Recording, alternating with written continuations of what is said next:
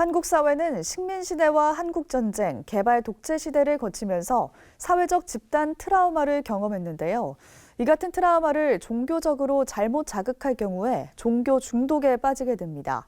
교회와 사회연구소 소장 박성철 목사는 종교 중독은 개인적 치유보단 교단과 지역사회가 연대해 해결해야 한다고 지적합니다. 고석표 기자가 박성철 소장을 만났습니다.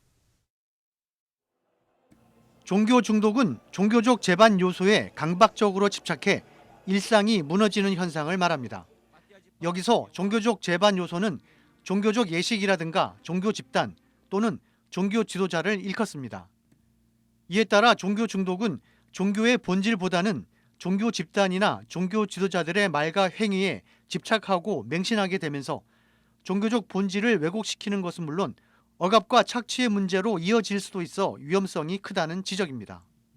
종교 지도자가 자신의 욕망을 이루어줄 것 같은 그러한 힘을 가진 사람으로 믿게 되는 것이죠. 그런 확신이 생기게 되면 종교 지도자 혹은 어떤 사교 집단의 지도자가 어떤 이야기를 하더라도 거기에 이제 맹신을 하게 되고 그래 되면 그 가운데 착취와 억압의 문제가 생기게 되는 것이죠. 박 소장은 또 종교 중독은 특정 종교 지도자를 집착하고 맹종하게 되면서 종교 지도자를 우상화하는 위험에 빠뜨리게 할 수도 있다고 경고합니다.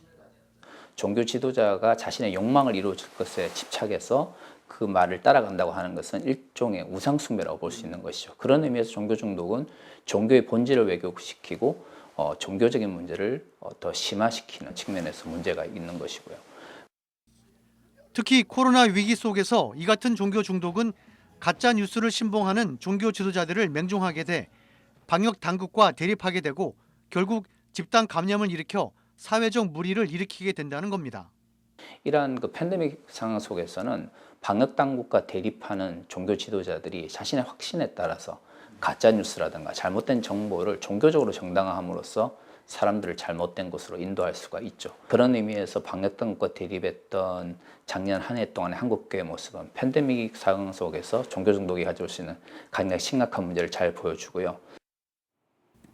박 소장은 이어 종교 중독은 상대와의 관계성 속에서 형성되는 것이기 때문에 개인적인 치유보다는 교단과 지역사회가 연대해 해결해야 한다고 강조했습니다. CBS 뉴스 고석표입니다.